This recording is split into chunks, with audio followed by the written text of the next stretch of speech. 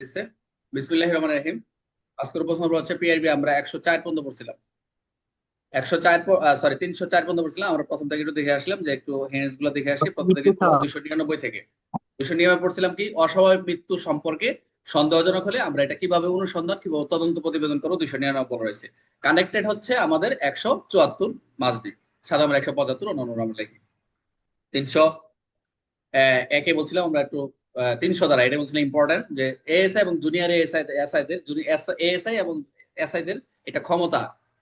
SI কখন তদন্ত করবে, এএসআই কখন তদন্ত করবে, আবার কনস্টেবল কখন তদন্ত করবে। আচ্ছা, তারপর 301 এটা বলছিল এস ইম্পর্টেন্ট, পঞ্চায়েত ইউনিয়ন বোর্ডের মনে করো তারাও এটা তদন্ত করতে পারে।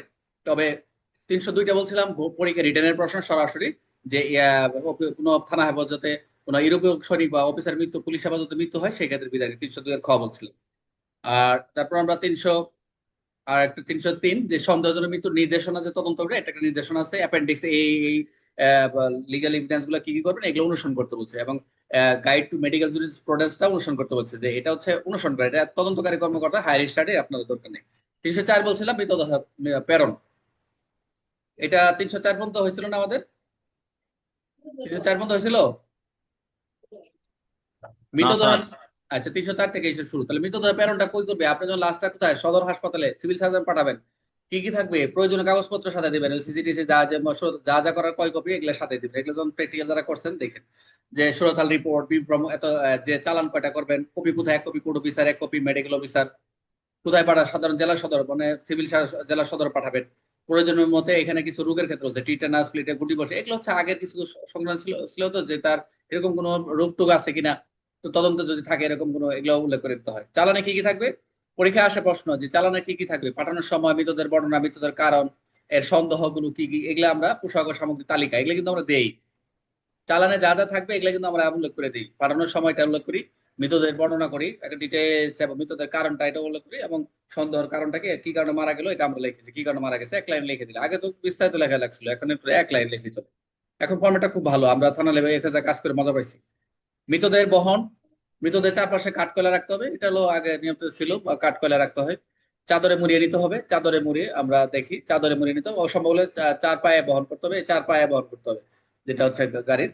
বাসে ঝুলিয়ে বহন করা যাবে না, এটা আমরা দেখি অনেক আগে ছিল, এটা বা আগে ব্যবহার করতো যে বাসে ঝুলিয়ে বহন করা, খুব ভয়াবহ, এটা এখন চলে না। পোস্টমর্টম মৃতদেহের পাঠানোর সময় কি সঙ্গে পাঠাতে হবে, সেটা হচ্ছে সুরতহাল রিপোর্টের কপি। চালানে কত কপিতে থাকতে হবে, যেটা হচ্ছে আমরা দেখলাম 3 কপি নাকি 2 কপি দেখলাম, চালান কয় কপি, কয় কপি করে 2 কপি। স্যার, চালানে এক কপি কোথায় পাঠাতে হবে, কোড অফিসারকে। চালানের আরেক কপি কোথায় পাঠাতে হয়, যেটা আমরা দেখলাম পোস্টমর্টম চিকিৎসককে। সাধারণভাবে মৃতদেহ কোথায় পাঠাতে হয়, জেলা সদর হাসপাতাল। চালানে কি কি উল্লেখ থাকবে, আসামির নাম, তদন্ত কর্মকর্তার নাম, মৃতদেহ সময়, কারণ, আদালতের আদেশ না, মৃত্যুর সময় কারণ, এটা হলো ভেরি ইম্পর্টেন্ট। চালানে কি কি উল্লেখ সময় উল্লেখ করতে হবে। চালানে আর কি কি থাকবে, সাক্ষীর বিবরণ, পোশাক ও জিনিসপত্রের তালিকা, এগুলো চালানে সব জিনিসই উল্লেখ করতে হয় না, যেগুলো উপরে দেখালাম ওগুলো একটু নোট করে একটু পড়বেন। পিআরবি থেকে এমসিকিউ প্রায় 15টা আসে, 15 থেকে 16টা আসে, 15 থেকে 16টা, এই জন্য এমসিকিউ বেশি দেখতে হয়। রিটার্ন গুলো তো বলে 2-3টা প্রশ্ন থাকে। মৃতদেহের পরিমাণ সময় কি রাখা আবশ্যক, যে যেগুলো হচ্ছে এই পাউডার, চারকোল, এটা কি, এটা পরিমাণ সময় কি রাখা, এটা কাঠকয়লা। কি? হ্যাঁ, কাঠকয়লা। ও আচ্ছা, কাঠকয়লা। মৃতদেহের কিভাবে বহন করবেন, সেটা বলছে যে খাটিয়ায় নাকি চার পায়া, যেটার সাথে বললো। কাঠিয়া চার পায়া। আর 305 লেস ইম্পর্টেন্ট, এটা হচ্ছে এমসিকিউ আসে, মৃতদেহের দায়িত্বগত কর্মশালা কর্তব্য। মৃতদেহের দায়িত্বগত কর্মশালা কি কি করে, যিনি দায়িত্ব থেকে আমরা তাদের কি দেই, বিশ্বস্ত, যিনি অবশ্য সবসময় পিআরবিতে স্পষ্ট বলছে বিশ্বস্ত কনস্টেবল হয়ে যাবে, দায়িত্বে থাকবে, কমন সার্টিফিকেট তাকে দেওয়া হবে। পথে কখনো অযথা বিলম্ব করা যাবে না, এই দুটো মনে রাখবেন। কখনো তাকে যখন এক নম্বর হচ্ছে বিশ্বস্ত কনস্টেবল থাকবে, কমন সার্টিফিকেট দিবেন তাকে, সিসি দিবেন, এবং পথে কখনো বিলম্ব করা যায় না, অযথা অযথা কোনো শর্টকাট দূরবর্তী হলে কোনো লং রুট দিয়ে যাওয়া যাবে না, শর্টকাট রাস্তা দিয়ে যেতে হবে। তো যেখানে কি ডেড বডি আছে সেখানে ডেড হাউস আছে, যে বাড়িতে ডেড পাওয়া গেছে সেখানে আপনি যাবেন, সুরতাল করবেন, চালান করবেন, এবং মেডিকেল অফিসার নিকট জমা দিতে হবে। আগামনের সময় সেটা ইন্ডুস করবে যেটা এর নামে দেওয়া হয়েছে, কোর্ট অফিসার মাধ্যমে এসপির কাছে পাঠাবে, কোর্ট অফিসারের মাধ্যমে এসপির কাছে পাঠাবে, এটা কি? আচ্ছা, 305 কি দেখলাম, মৃতদেহের ক্ষেত্রে যে প্রেরণ দায়িত্বের কর্তব্যের কথা বলেছে, কনস্টেবল দায়িত্ব কর্তব্য, এটা জাস্ট খালি একটু রিডিং করে নেবে, দরকার নাই। তাহলে আমরা দেখলাম কি কি দেখলাম, দেখলাম বিশ্বস্ত কোনো তত্ত্বাবধান থাকবে, কমন সার্টিফিকেট দিতে হবে, এবং মৃতদেহের কনস্টেবল কোর্ট দিতে হবে যে তিনি পথে কোথাও থামা যাবে না বা অযথা সময় নষ্ট করা যাবে না, এগুলো আমরা 3 নাম্বার যেটা পাইলাম।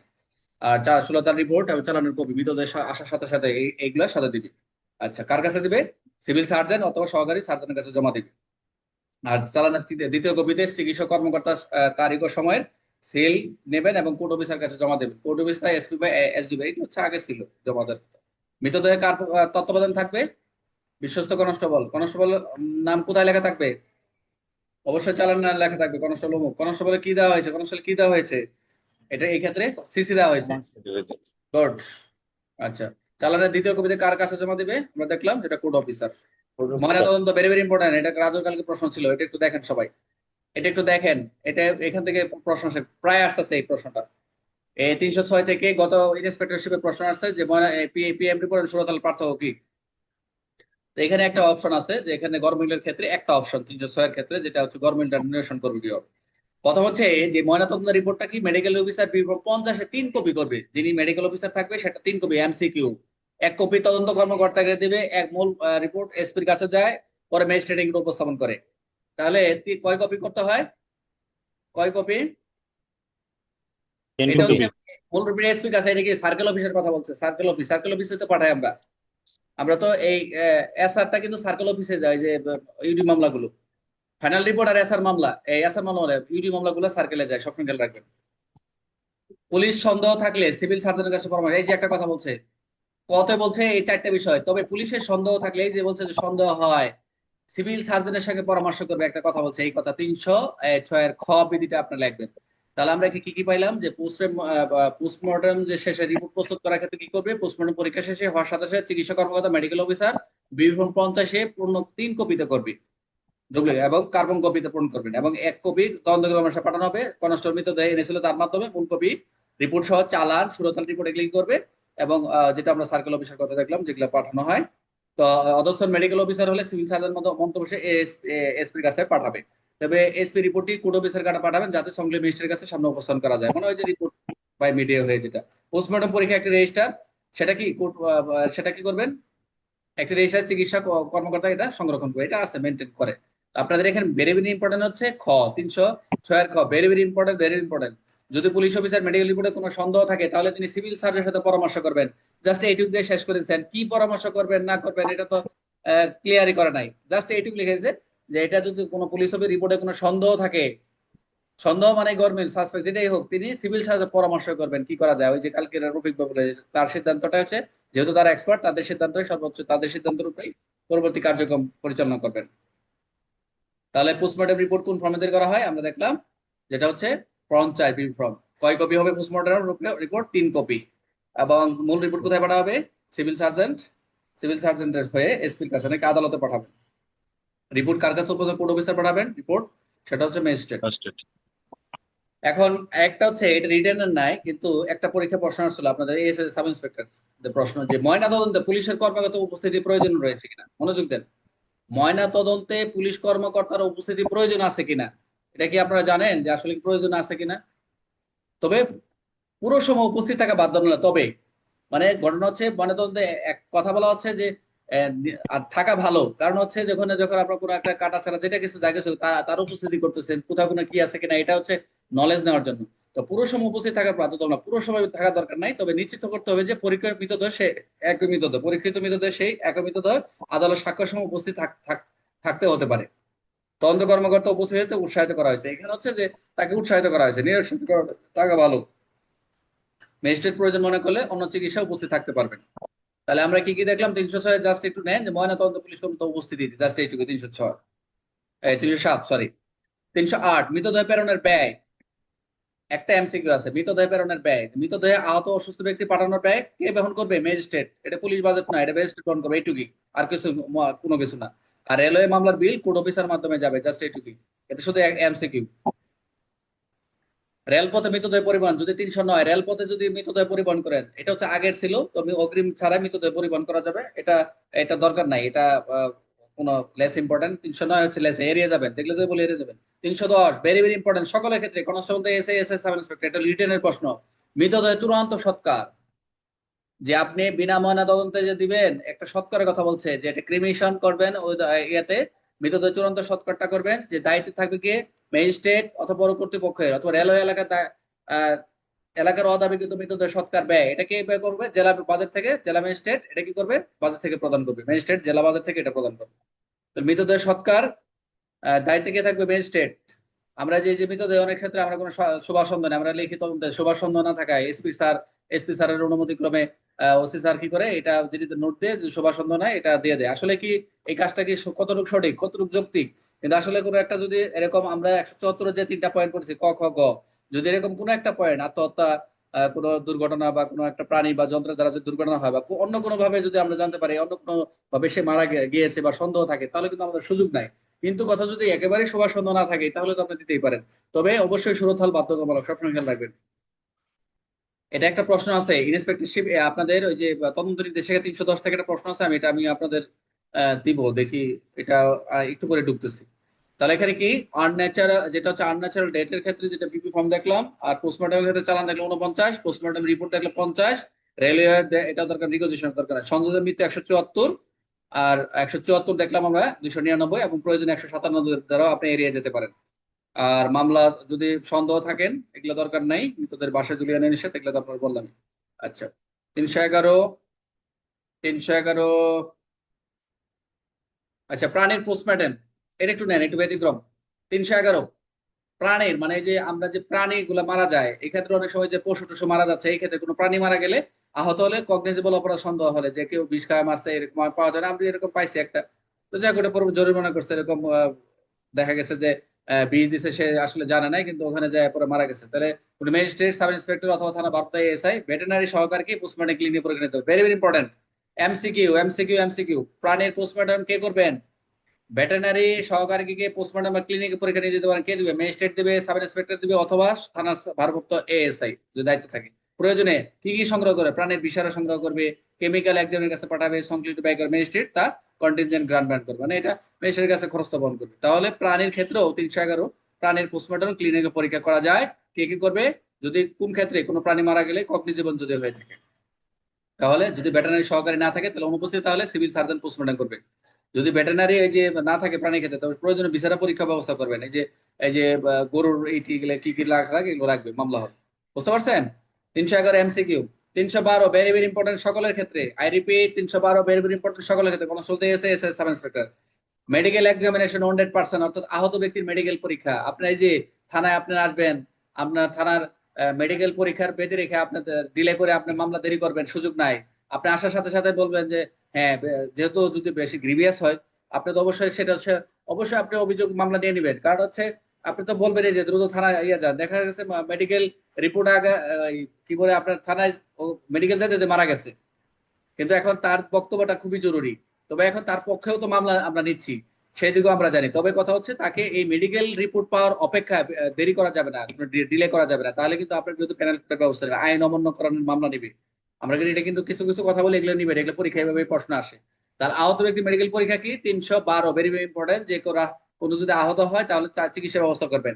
তাহলে কি করবেন? অবশ্যই এই এই এই, ভারত বলছে যে ডুপ্লিকেট চালান সুপারিনটেন্ডেন্টকে অবৈধ করেন, সিভিল চালান জানানো পোস্টমর্টম মামলার মতো। তাহলে মেডিকেল রিপোর্ট চূড়ান্ত রেকর্ডের অংশ না। একটা কথা বলছে দেখেন এখানে, যে এখান থেকে যদি ধরাই দেয় যে মেডিকেল রিপোর্ট আদালতে চূড়ান্ত রেকর্ডের অংশ নয়, নিজে আইনগত সাক্ষ্য নয়। দেখেন আপনাদের আছে বই এই কথাটা, মেন বই আছে আপনাদের? দেখেন তো 312-তে পয়েন্ট কয়টা?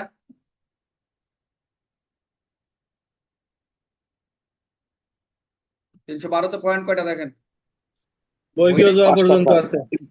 হ্যাঁ, বর্গীয় জ পর্যন্ত আছে। বুর্গের জ আটটা আছে পর্যন্ত? স্যার। ও 6টা আছে। জ পর্যন্ত? স্যার। তাহলে ঠিক আছে। স্যার, তাহলে অবশ্যই গুরুতর গুরুতর আহত ব্যক্তি কি করবেন? অবশ্যই নিকটস্থ হাসপাতালে পাঠাবেন। যদি আহত ব্যক্তি হাসপাতালে যেতে না চান, অক্ষম হন, তাহলে মেডিকেল লিগেল সার্টিফিকেটের জন্য সরকারি ডাক্তার ডাকা হবে। দেখেন এই আইনগুলো কিন্তু আমরা পিএরবি তে করছি, অথচ এখন এখন কিন্তু ফৌজদারি কার্যবিধির সংশোধন করে দিয়েছে 46-এর ক খ গ ম চ পর্যন্ত। তো এই যে এগুলা কিন্তু এখান থেকে কথা আমরা পিআরবি তে আমরা পড়ছি, কিন্তু আসলে এগুলা স্টাডি নাই, গবেষণা নাই, ফলে এক্সট্রা ভাবে এখন আমাদেরকে সংশোধন করে আমরা এগুলা দেখতেছি। এগুলো কিন্তু আমাদের আছে। সরকারি যদি ডাক্তার না থাকে, স্থানীয় ডাক্তার আর নিবন্ধিত প্রাইভেট ডাক্তার ডাকা যাবে।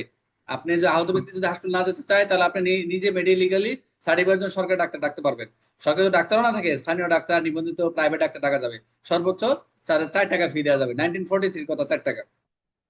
তাহলে গুরুতর আঘাতের ঘটনায় তদন্ত কর্মকর্তা দ্রুত ম্যাজিস্ট্রেটের মাধ্যমে জন্মদিন ব্যবস্থা করবেন। দেখেন কথা, যে গুরুতর আঘাতের ঘটনায় তদন্ত কর্মকর্তা দ্রুত ম্যাজিস্ট্রেটের মাধ্যমে জন্মদিন ব্যবস্থা করবেন। দেখেন এখন কিন্তু ওই যে অনলাইনে মেডিকেল আমরা ম্যাজিস্ট্রেটের সাথে আমরা অনলাইনে এখন ব্যবস্থা করছে যে আমরা এখন ভিডিওর মাধ্যমে আমরা দেখাই স্যার এই অবস্থা।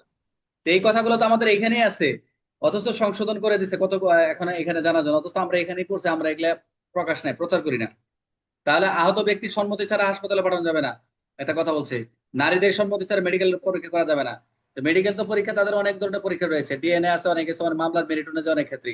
তবে তাদের বলছে নারীদের সম্মতি ছাড়া মেডিকেল পরীক্ষা করা যাবে না। তাদেরকে গুরুত্ব দিচ্ছে, বুঝতে পারছেন? তাদেরকে গুরুত্ব দিচ্ছে। 313। তারা আহত ব্যক্তি মেডিকেল পরীক্ষা কত? 312। 313 অজ্ঞাত মৃতদেহের ফিঙ্গারপ্রিন্ট, যেটা হচ্ছে অজ্ঞাত যদি হয়, মনোযোগ দেন। 313 অজ্ঞাত মৃতদেহের ফিঙ্গারপ্রিন্ট নিবেন। আমরা কিন্তু 635-38 পড়ছিলাম যে ফিঙ্গারপ্রিন্ট কিভাবে নিবেন, কিভাবে পদ্ধতি, এগুলো সাপ টাপ কিভাবে আমার আঙ্গুল দেখাতে সব পড়ছে, মোটামুটি জেনে আসছি। বাট এখানে 313-তে অজ্ঞাত মৃতদেহের ফিঙ্গারপ্রিন্ট, অজ্ঞাত মৃতদেহ হয়, সন্দেহজনক হয়, অবশ্যই সেক্ষেত্রে ফিঙ্গারপ্রিন্ট নিবেন। ঠাস করে চলে আসে 313। তাহলে অজ্ঞাত হলে সন্দেহজনক হলে মৃতের ক্ষেত্রে অবশ্যই ফিঙ্গার বুড়ো পাঠাবে। আঙ্গুলের চামড়া কুচকে যায় অনেক ক্ষেত্রে, যদি আঙ্গুলের চামড়া কুচকে যায় তাহলে ডাক্তার চামড়া খুলে দিবেন এবং আলাদা খামে সংরক্ষণ করবেন। ফিঙ্গারপ্রিন্ট গ্রহণ করতে হবে, কে করবে? অবশ্যই একজন সাব ইন্সপেক্টর তথা ঊর্ধ্বতন কর্মকর্তা তত্ত্বাবধানে। সব আঙ্গুলের ছাপ নিতে হবে, এটা আমরা জানি, দেখেছি আমরা 5-10 আঙ্গুলের। ফিঙ্গারপ্রিন্ট পাঠালে স্থানীয় তদন্ত বন্ধ করা হবে না, ফিঙ্গারপ্রিন্ট পাঠালেও স্থানীয় তদন্ত বন্ধ করা হবে না। যে অন্যান্য যে স্থানীয় তদন্ত গুলো আছে যে কিভাবে কি ঘটনা ঘটছে তদন্ত করতে হবে। হত্যা বা সন্দেহের মৃত্যুর ক্ষেত্রে ঘটনাস্থলে আঙ্গুলের ছাপ তুলনার জন্য মৃত ব্যক্তির ছাপ নিতে হবে। হত্যা বা যদি সন্দেহের মৃত্যুর ক্ষেত্রে অবশ্যই এগুলো আমরা করি, এগুলো অবশ্যই থানা লেভেলে যারা কাজ করে তারা এগুলো কাজ করে। তবে সাপ যদি অস্পষ্ট হলে ডুপ্লিকেট স্লিপ পাঠাতে হবে। Very very important. 313 জন ইম্পর্টেন্ট। অজ্ঞাত হলেই মৃতদের ছবি উঠাবে এবং অজ্ঞাত ব্যক্তির ফটোগ্রাফ, ওটা তো আঙ্গুলের ই নিলেন, ছাপ নিলেন, অজ্ঞাত ব্যক্তির ছবি উঠাবেন, অজ্ঞাত মৃতদের ফটোগ্রাফ করবেন। 314 ভেরি ভেরি ইম্পর্টেন্ট। এই দুটা এগুলা আমলযোগ্য মামলা তদন্তের ক্ষেত্রে, অন্যান্য তদন্তের ক্ষেত্রে যে এগুলা কিন্তু লাগে। 313-14। তো অজ্ঞাত মৃতদের ছবি তুলতে হবে পরিচয় উদ্দেশ্যটা কি? পরিচয় শনাক্ত করার জন্য। এবং স্থানীয় যদি ফটোগ্রাফ না থাকলে সিআইডি ফটোগ্রাফ আনা হবে, তাও ছবি লাগবে। তবে ছবিতে পুরো শরীর, দাগ চিহ্ন যদি থাকে, ক্ষত থাকে, এগুলো স্পষ্ট দেখাতে হবে যেখানে দাগ টাগ আছে, খেয়াল রাখবেন। এবং ছবি স্পষ্ট দেখাতে, ছবির পিছনে মৃত ব্যক্তি এবং মৃত ব্যক্তির পরিচিত তথ্য লিখতে হবে। মৃত ব্যক্তির পিছনে পরিচিত তথ্য তুলে রাখতে হবে। তাহলে আমরা মোটামুটি কিন্তু আজকে 314 পর্যন্ত দেখে ফেললাম। এখন দেখি আমরা 315। ভেরি ভেরি ইম্পর্টেন্ট, রিটেনের প্রশ্ন, ওয়ারেন্ট তামিল, যেটা আমরা লিখি, সবসময় লিখি ওয়ারেন্টের তামিলের ক্ষেত্রে। 315 ওয়ারেন্ট থানা কার নামে ইস্যু করে? ওয়ারেন্টটা 300 ওয়ারেন্ট ইস্যুটা কার নামে? থানা অফিসার ইনচার্জের নামে। অফিসার ইনচার্জ কি করে? অন্য অফিসার নামে ইন্ডুস করে। তো ওসি কর্মকর্তাকে দায়িত্ব দিলে নিজের নামে ইন্ডুস করবেন। পরবর্তী এএসআই বা সাব ইন্সপেক্টরকে দেখে ইন্ডুস। এএসআই নিচে কাউকে কর্মকর্তা ইন্ডুস করা তো পাবে না, বলছে ডাইরেক্ট এএসআই নিচে কর্মকর্তা ইন্ডুস করার সুযোগ নেই। ওয়ারেন্ট কার্যকর হওয়ার পরে কি করবে, কিভাবে কার মাধ্যমে তাবিল এসে তা রিপোর্ট করতে হবে, যেটা আমরা পারি। যে ওয়ারেন্টটা পাওয়ার সাথে সাথে ওয়ারেন্টের যে কার্যক্রম প্র্যাকটিক্যালি আমরা যাই, থানায় আসে, কোর্ট থেকে যদি থানায় আসে, জিআরসিআর, সাজা, সেগুলো যদি আসে, পরবর্তীতে থানা থেকে এক্সিকিউশন করার জন্য ওসি কি করে, থানা এটা পার্ট রেজিস্টারে যে মেনটেন করে, তারপর অফিসার নেবে। আবার থানায় কিন্তু আবার একজন এটার মেনটেনিং অফিসার আছে, ওয়ারেন্ট অফিসার আছে। অফিসার কি করে, থানা ওসি এগুলা কি করে প্রত্যেকটা ইন্ডোজ করায় বা এক্সিকিউশন করে অফিসার নামে দেয়। এএসআই সব নিয়ে এএসআই নিচে দেওয়া যাবে না, এক্সিকিউশন করে পরবর্তী আসামি সহ আমরা পরবর্তী বিজ্ঞ আদালত প্রেরণ করি। তো এটাই বলছে তামিল হয়েছে কিভাবে রিপোর্ট করতে হবে। তো জামিনযোগ্য ওয়ারেন্টের স্বীকৃত পুলিশ সদস্য দ্বারা জামিন করা উত্তম। এখানে একটা কথা বলছে যদি ইফ লিটারেট বলছে, যদি শিক্ষিত পুলিশ, এটা তো 1943 কথা। যেমন সিসির ক্ষেত্রেও যেরকম বলছে শিক্ষিত হলে তাকে সিসি দিবেন, এখানে বলছে জামিনযোগ্য ওয়ারেন্ট শিক্ষিত পুলিশ দ্বারা তামিল করা উত্তম। দিলালে এই কথাগুলো এখন কার্যকরী না। রেল কর্মচারীর বিরুদ্ধে ওয়ারেন্ট রেলওয়ে পুলিশের যোগাযোগ করতে হবে, রেলের ক্ষেত্রে তাদের সাথে যোগাযোগ করে এটা এক্সিকিউট করতে হবে। মনোযোগ দেন, ওয়ারেন্ট ছাড়া গ্রেপ্তার। ওয়ারেন্ট তামিলের ক্ষেত্রে দেখলাম 315-তে কিভাবে ওয়ারেন্ট কার নামে আসবে, কিভাবে তামিল করবেন। বাট এখন হচ্ছে বিনা পরোয়ানায় ওয়ারেন্ট, যে আমরা পিআরবিটা লিখি, আমরা অন্যান্য যে বিনা পরোয়ানায় গ্রেপ্তারের ক্ষেত্রে যে সেকশনটা লিখি, সেখানেও 316 তো আমরা সেটা পাবো। 316 মনোযোগ দেন, ওয়ারেন্ট ছাড়া গ্রেপ্তার, এই যে আমরা যত বিনা পরোয়ানায় গ্রেপ্তার সেই ক্ষেত্রে পিআরবি 316টা লাগাবো। সিআরপিসি বিভিন্ন ধারা, আমরা যে কথাটা বললাম, সিআরপিসি বিভিন্ন ধারায় পুলিশ ওয়ারেন্ট ছাড়া গ্রেপ্তার করতে পারে এবং টেলিগ্রাম বিশ্বাসযোগ্য তথ্য হিসেবে সেটাকে গণ্য হয়। তবে থানার ওসি কি করে, অভিযুক্তই শুধু হাজির হওয়ার নির্দেশ দেওয়ার ক্ষমতা নেই, কাউকে ডেকে এনেও আটক রাখা হয়। বুঝতে পারছেন? যে আমরা আপনার অভিযুক্তে যে শুধু হাজিরা নিতে দেওয়া তার ক্ষমতা না, তাকে কাউকে কাউকে যদি ডাকে মানে যে আপনি আসেন একটু দরকার বা ওসি স্যার ডাকছে, এটাও একটা আটক আটক হিসেবে আটক রাখা হয়, এবং তাহলে সেটা কি হিসেবে গ্রেপ্তার হিসেবে গণ্য হবে বিনা পড়ায়। তবে এখানে এখানে আপনারা দেখবেন এখানে অনেকগুলো পয়েন্টের ভিতরে পুলিশ কাস্টাডি শব্দ রয়েছে। এখানে যাবে পুলিশ কাস্টাডি বলতে ব্যক্তির স্বাধীনতা সীমিত হওয়াকে, পুলিশ কাস্টাডি বলে ব্যক্তিকে একটা একটা জায়গায় সীমিত একটা হাজির থাকলে স্বাধীনতাকে একটা হরণ বা স্বাধীন সীমিত হওয়াকে বোঝাইছে। তবে এখানে আহ আরেকটা আইন আছে ক্রিমিনাল, যেটা হচ্ছে ট্রাইব এক পলাতক যদি থাকে নিবন্ধিত অপরাধীকে ওয়ারেন্ট ছাড়া গ্রেপ্তার করা যাবে ক্রিমিনাল ট্রাইবস অ্যাক্টে। বুঝতে পারছেন? তো এটা আমরা এই সেকশনটা দেখবো যে বিনা পড়ার গ্রেপ্তার ক্ষেত্রে আমরা এক্সিকিউট করি, মানে এটা আমরা কাজে লাগাই। Very very important 316, very very. এখন যেটা পড়বে আরো ভেরি ভেরি ইম্পর্টেন্ট 317। এই যে 300 থেকে কিছু যেগুলো লেস গুরুত্বপূর্ণ ইম্পর্টেন্ট দিয়েছে এগুলো একটু দাগাই নেবেন ভাই, এগুলো এই কথাগুলো পরীক্ষা এই ধারা থেকে প্রশ্ন আসবে। আর যেগুলো হচ্ছে বলতেছে একটু ইম্পর্টেন্ট না, এগুলো একটু এড়িয়ে যাবেন, সমস্যা নাই। 317 ভেরি ভেরি ইম্পর্টেন্ট। এটা কি জানেন? আপনি কোন কোন ক্ষেত্রে গ্রেপ্তারের ক্ষেত্রে নমনীয়তা দেখাবেন, মানে আপনি আমাদের ছেড়ে দিবেন, গ্রেপ্তার না করে আপনি ছাড়বেন যে এটা কোন কোন ক্ষেত্রে, ছোট ছোট বিষয়গুলো আপনি এড়িয়ে যাবেন। এখানে কিন্তু শর্ট করে লেখা হয়েছে, আপনি এগুলো পিডিএফ দেওয়া আছে নিবেন। প্রয়োজনে গ্রেপ্তার পরিহার করবে কোন ক্ষেত্রে? ছোটখাটো মামলা অযথা গ্রেপ্তার করার দরকার নেই। তদন্ত শেষে মামলা না হলে গ্রেপ্তার করার, তদন্ত শেষে মামলা না হলে গ্রেপ্তার করার দরকার নেই। গুরুতর অপরাধ সন্দেহজনক গ্রেপ্তার করতে দ্বিধা করা যাবে না, যে গুরুতর অপরাধ সন্দেহজনক গ্রেপ্তার করতে দ্বিধা করা যাবে না, তো গ্রেপ্তারের উপর ম্যাজিস্ট্রেটের কাছে পাঠাতে হবে, জামিনে মুক্তি দিতে হবে। অর্থাৎ এটা আপনারা দেখবেন মেন বইয়ে লেখা আছে আপনাদের গ্রেপ্তারে এড়ানো, অর্থাৎ জামিনের নমনীয়তা প্রদর্শন, এরকম কথা মনে লেখা আছে আপনাদের দেখবেন। অপ্রয়োজনীয় গ্রেপ্তার পরিহার, কোন কোন ক্ষেত্রে গ্রেপ্তার অপ্রয়োজনীয় গ্রেপ্তার গুলো পরিহার করবেন আলোচনা করবেন। পিআরবি থেকে প্রশ্ন আসতে পারে। এই যে ছোট ছোট মামলা, আপনারা তো পিআরবি খুঁজে পাবেন না, বাসায় পাবেন না খুঁজে, এই জন্য পড়বেন। তাহলে ছোটখাটো মামলা অযথা গ্রেপ্তার করা যাবে না, তদন্ত শেষে যদি মামলা না হয় গ্রেপ্তার করা যাবে না।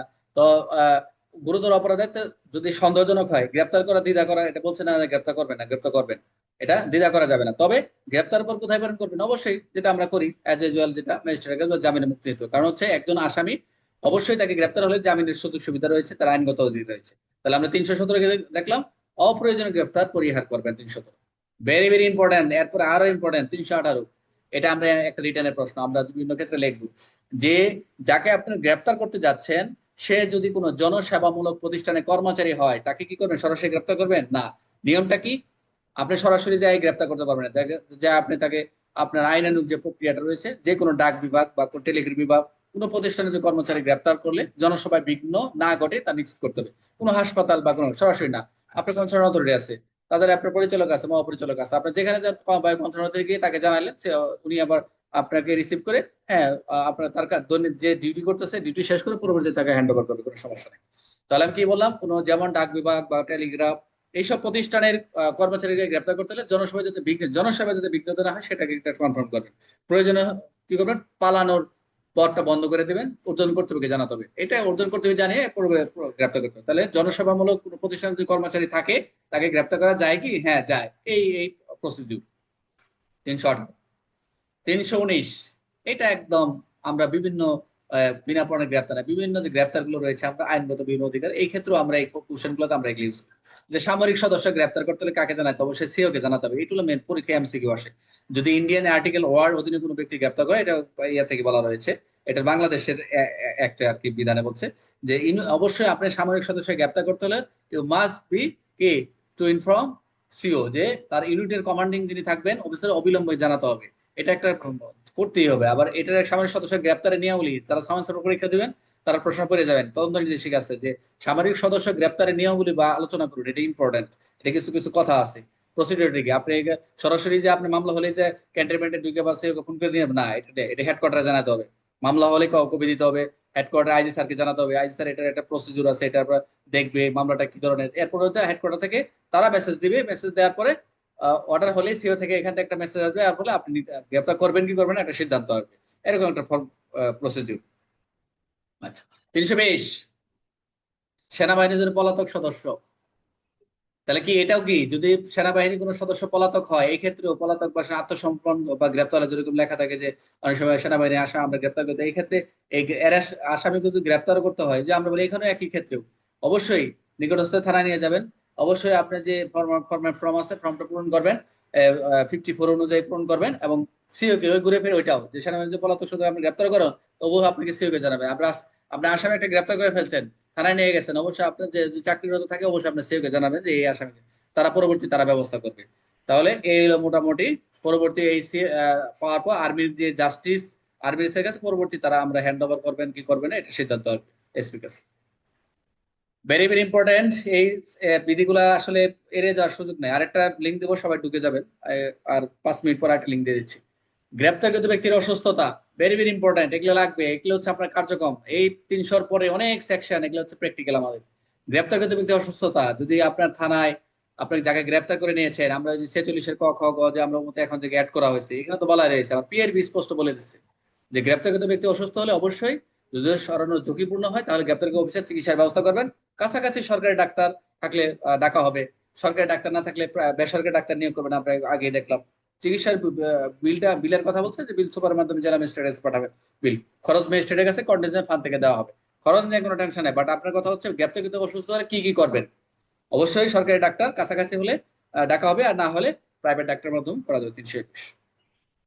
322 মনোযোগ দেন। আমরা এটা এটা একটা আইনগত অধিকার আসামি।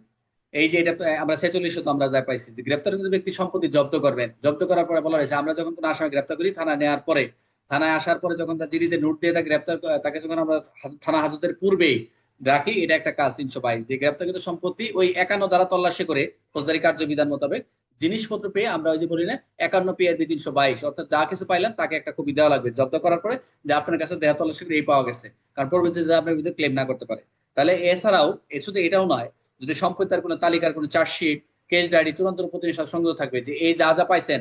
যদি দেহ তল্লাশি গ্রেপ্তার ব্যক্তি কোনো সম্পত্তি জব্দ করেন, কোনো ব্যক্তির সম্পত্তি জব্দ করে থাকেন, সেই ক্ষেত্রে কোনো চার্জশিটের সাথে বা কেস ডায়েরির সাথে বা ফাইনাল রিপোর্টের সাথে কি করবে, এগুলো সংযুক্ত থাকবে যে এই মামলা পাইছি বা মালখানা বা কোর্টে পাঠানো হয়েছে।